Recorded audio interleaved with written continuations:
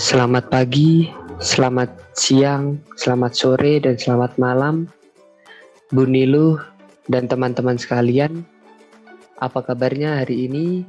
Semoga selalu baik dan sehat. Pada kesempatan kali ini kami dari kelompok 8 akan menjelaskan dan mempresentasikan tentang materi self-regulated learning atau dalam bahasa Indonesia pembelajaran mandiri.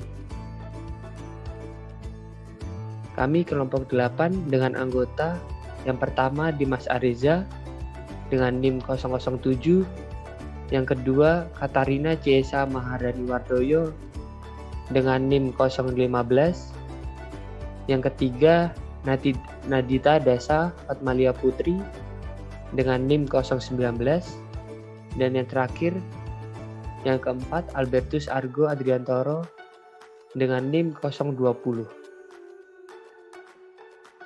Latar belakang self-regulated learning. Belajar adalah sebuah proses seseorang untuk mengembangkan potensi dalam dirinya supaya semakin sempurna. Setiap orang pasti pernah belajar. Sejak bayi, seseorang sudah mulai belajar, seperti belajar berbicara dan berjalan. Lalu hingga semakin dewasa, seseorang mulai belajar di sekolah ataupun di masyarakat. Saat belajar, setiap orang pasti melalui sebuah proses untuk mencapai tujuannya. Proses seseorang untuk mencapai tujuannya memiliki banyak cara. Sebelum mempelajari lebih lanjut, mari kita pelajari pengertian proses belajar. Proses belajar sering melibatkan keterampilan dan perilaku baru bagi peserta didik. Dalam pembelajaran, ada dua proses yang kita kenal, yaitu observational learning dan self-regulated learning. Self-regulated learning atau pembelajaran mandiri merupakan salah satu proses belajar yang banyak digunakan terutama untuk pembelajaran jarak jauh seperti yang terjadi saat ini. Belajar mandiri bukan berarti hanya belajar sendiri, tetapi dapat dilakukan secara berkelompok, seperti dalam kelompok tutorial. Belajar mandiri adalah salah satu cara meningkatkan kemampuan dan keterampilan pembelajar dalam proses belajar tanpa bantuan orang lain.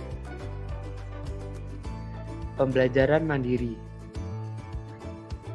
Selanjutnya kita masuk ke dalam pengertian pembelajaran mandiri menurut KBBI dan para ahli.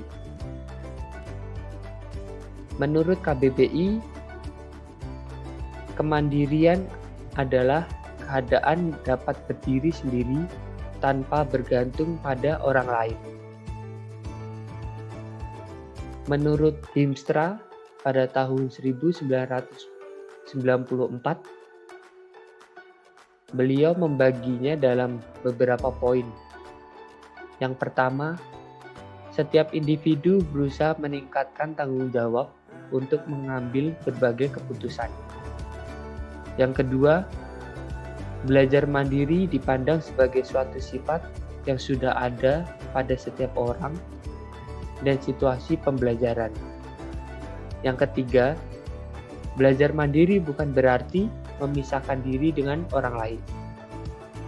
Yang keempat, dengan belajar mandiri, siswa dapat mentransferkan hasil belajarnya yang berupa pengetahuan dan keterampilan ke dalam situasi yang lain. Selanjutnya nomor 5, siswa yang melakukan belajar mandiri dapat melibatkan berbagai sumber daya dan aktivitas seperti membaca sendiri, belajar kelompok, latihan-latihan, dialog elektronik, dan kegiatan korespondensi. Yang keenam, peran efektif guru dalam belajar mandiri masih dimungkinkan, seperti dialog dengan siswa, pencarian sumber, mengevaluasi hasil, dan memberi gagasan-gagasan kreatif. Yang terakhir atau yang ketujuh, beberapa institusi pendidikan sedang mengembangkan belajar mandiri menjadi program yang lebih terbuka, seperti universitas terbuka, sebagai alternatif pembelajaran yang bersifat individual dan program-program inovatif lainnya. Nah, secara umum, dari pengertian pembelajaran mandiri adalah perilaku siswa dalam mewujudkan kehendak atau keinginannya secara nyata dengan tidak bergantung pada orang lain. Dalam hal ini, siswa tersebut mampu melakukan belajar sendiri, dapat menentukan cara belajar yang efektif, mampu melaksanakan tugas-tugas belajar dengan baik, dan mampu untuk melakukan aktivitas belajar secara mandiri. Selamat siang Ibu Nilu serta teman-teman. Perkenalkan, nama saya Nadita Dasa Fatmaya Putri dengan NIM 201414019. Pada hari ini saya akan memaparkan materi mengenai metode pembelajaran mandiri. Metode-metode pembelajaran mandiri menurut para ahli adalah: menurut Purwanto pada tahun 2009 halaman 44, untuk yang pertama, hasil belajar dapat dijelaskan dengan memahami dua kata yang membentuknya, yaitu hasil dan belajar. Begitu pula dalam kegiatan belajar mengajar. Setelah mengalami belajar, siswa tentunya akan berubah perilakunya dibandingkan sebelumnya. Untuk yang kedua, sedangkan belajar dilakukan untuk mengusahakan adanya perubahan perilaku individu belajar. Yang ketiga, hasil belajar pada dasarnya adalah perubahan perilaku peserta didik sebagai akibat dari proses pembelajaran yang dilakukannya. Menurut Rusman tahun 2012 halaman 132, untuk yang pertama, pendekatan pembelajaran dapat diartikan sebagai titik tolak atau sudut pandang kita terhadap proses pembelajaran. Untuk yang nomor dua, merujuk pada pandangan tentang terjadinya suatu proses yang sifatnya masih sangat umum, di dalamnya mewadahi, menginspirasi, menguatkan, dan melatari metode pembelajaran dengan cakupan teoritis tertentu. Menurut Roy Kellen pada tahun 1998, dalam Rusman tahun 2012 halaman 132, bahwa dilihat dari pendekatannya, untuk yang pertama, pendekatan pembelajaran yang berorientasi atau berpusat pada siswa, student-centered approach. Yang kedua, pendekatan pembelajaran yang berorientasi atau berpusat pada guru, teacher-centered approach. Untuk yang ketiga, strategi pembelajaran mandiri sebagai suatu pendekatan proses belajar mengajar yang dilakukan melalui tahapan perencanaan sebagai pola atau pedoman dalam merencanakan aktivitas pembelajaran di kelas, baik tutorial maupun mandiri, untuk menentukan perangkat-perangkat pembelajaran termasuk di dalam buku-buku, film, komputer, kurikulum, dan lainnya. Yang keempat, pembelajaran mandiri adalah salah satu strategi pembelajaran dalam pendidikan kesetaraan yang dilakukan secara mandiri di luar pembelajaran tatap muka ataupun tutorial. Untuk yang kelima, pembelajaran mandiri merupakan proses belajar yang dilakukan oleh peserta didik dalam lingkungan sekolah maupun di luar sekolah dengan cara membaca, menelaah, serta memahami pengetahuan sesuai dengan materi pelajaran yang terkait. Yang nomor 6, Pembelajaran mandiri dilakukan oleh warga belajar baik secara individu maupun kelompok melalui konteks dimensi sumber baik dari multimedia seperti surat kabar, internet, televisi, maupun komunitas sosial yang sesuai dengan materi pembelajaran di sekolah. Langkah-langkah penerapan metode pembelajaran mandiri. Untuk yang pertama, deskripsi yang telah dipaparkan oleh peneliti mengenai proses pembelajaran mandiri meliputi langkah-langkah seperti perencanaan, pelaksanaan, dan evaluasi untuk mencapai suatu tujuan yang telah ditentukan sebelumnya. Yang kedua, merencanakan kegiatan pembelajaran yang meliputi penentuan tujuan pembelajaran, penyusunan materi, metode atau strategi pembelajaran, dan alokasi waktu pembelajaran. Yang ketiga, tujuan pembelajaran secara umum yang diselenggarakan itu berdasarkan karakteristik dan kebutuhan belajar peserta didik. Sedangkan secara khusus tujuan pembelajaran mandiri itu adalah untuk menambah ilmu pengetahuan, wawasan yang luas, pengalaman belajar, dan kepercayaan diri peserta didik. Untuk yang nomor 4, pembelajaran mandiri merupakan tahap di mana pengelola dan tutor menyiapkan apa-apa saja yang dibutuhkan dalam proses pembelajaran berlangsung, seperti menentukan tujuan pembelajaran, menyiapkan materi pembelajaran, metode atau strategi pembelajaran, dan menentukan alokasi waktu pembelajaran.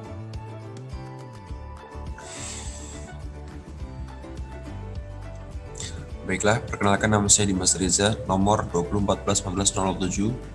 Pada kesempatan kali ini saya akan melanjutkan terkait dengan strategi pembelajaran mandiri. Strategi pembelajaran mandiri menurut ahli. Menurut Budiman, tahun 2008, strategi pertama adalah menetapkan tujuan. Kemudian, strategi kedua adalah membuat rencana, lalu mengikuti rencana dan mengukur kemajuan diri. Dan yang keempat adalah membuahkan hasil akhir. Dan yang kelima adalah menunjukkan kecakapan melalui penilaian autentik. Terima kasih. Terkait dengan kelebihan dan kekurangan pembelajaran mandiri akan disampaikan oleh teman saya. Sebelumnya, perkenalkan nama saya Katarina Ciesa Maharani Wardoyo dengan NIM 2014141015. Oke, baik Ibu Nilu dan teman-teman, sebelumnya kita sudah mempelajari tentang apa saja yang terdapat dalam self-regulated learning yang dijelaskan oleh teman-teman saya. Nah, pada kesempatan hari ini, saya akan membahas tentang kelebihan dan kekurangan dari pembelajaran mandiri atau self-regulated learning sendiri. Kira-kira apa ya kelebihan dan kekurangannya? Kelebihan pembelajaran mandiri atau kelebihan dari self-regulated learning. Di sini kita mengambil 4 contoh. Yang pertama, membentuk peserta didik yang mandiri dan bertanggung jawab. Yang kedua, siswa mendapatkan kepuasan belajar melalui tugas-tugas yang diselesaikan. Hal ini dimaksudkan ketika seorang siswa mampu menyelesaikan tugasnya dengan mandiri, tanpa bantuan, pasti mereka akan merasakan sebuah kepuasan atau kebahagiaan sendiri karena sudah berhasil untuk menyelesaikan tugasnya secara mandiri. Yang ketiga, siswa mendapatkan pengalaman dan keterampilan dalam hal penyusunan literatur, penelitian, analisis, dan pemecahan masalah. Jika dalam menyelesaikan tugas-tugasnya, mahasiswa atau siswa berkelompok menjadi semakin bertambah, karena melalui kelompok tersebut, mahasiswa dan siswa akan belajar tentang kerjasama, kepemimpinan, dan pengambilan keputusan. Nah, dari poin nomor 3 sendiri ini, kita bisa menyimpulkan bahwa ternyata pembelajaran mandiri sendiri itu bisa meningkatkan kemampuan soft skills kita. Yang keempat, mencapai tujuan akhir, maaf ini ada sedikit typo, dan kita ganti menjadi dari. pendidikan, yaitu mahasiswa dapat menjadi guru bagi dirinya sendiri. Jadi ketika kita belajar mandiri, kita mampu mengeksplor nih diri kita. Ketika nanti kita menjadi guru, kita bisa belajar sendiri dan bisa menjelaskan sendiri untuk orang lain dan terutama diri kita sendiri. Selanjutnya, kalau misalkan ada kelebihan, pastinya ada kekurangan karena sebuah pembelajaran itu tidak ada yang 100% sempurna.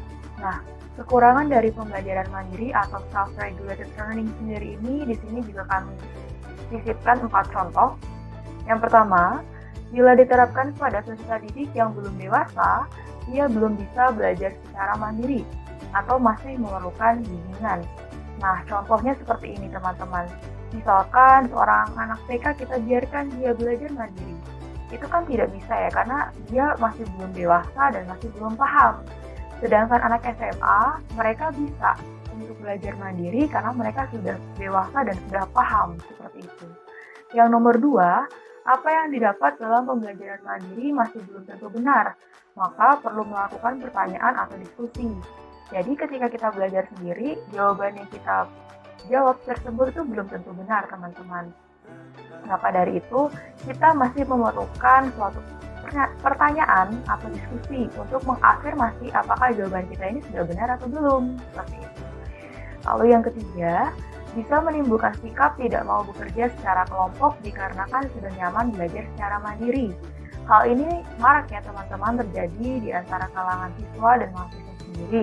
Kadang kita sudah asik belajar mandiri, ketika dikelompokkan kita tidak suka atau mungkin kurang niat seperti itu. Karena biasanya kalau belajar mandiri jauh lebih enak seperti itu. Lalu yang terakhir, nomor 4, jika masalah sulit dipecahkan bisa menimbulkan frustasi bagi peserta didik. Nah, untuk poin keempat sendiri ini ada beberapa juga yang sudah merasakan pastinya. Karena ketika kita belajar mandiri, lalu kita tidak mengerti gitu, atau masalahnya itu sulit dipecahkan seperti pernyataannya, kita terkadang stres dan frustasi untuk menentukan kira-kira apa sih jawabannya. Seperti itu teman-teman. Yang terakhir, kesimpulan dari kelompok kami tentang self-regulated learning sendiri ialah makna dari strategi pembelajaran mandiri bukan sebatas belajar sendiri tanpa bimbingan. Belajar mandiri dapat dilakukan secara sendiri di rumah maupun berkelompok di sekolah. Hal yang lebih esensial dari belajar mandiri adalah siswa dalam melakukan pembelajaran atas kesadaran dan dengan kemauan serta motivasi dari dirinya sendiri. Belajar dilakukan karena dorongan diri sendiri yang berkehendak dan termotivasi untuk belajar. Baik, Ibu Nilu dan teman-teman, sekian presentasi dari kelompok kami. Kami mohon maaf jika terdapat kata-kata yang kurang berkenan, baik melalui ucapan dan terdapat kesalahan di PowerPoint makalah kami, dan dalam video ini tolong dimaafkan. Dan jika teman-teman ada pertanyaan, silahkan pertanyaannya diajukan di forum diskusi ataupun bisa juga melalui WA. Sekian dari kelompok kami, terima kasih atas perhatiannya dan have a good day.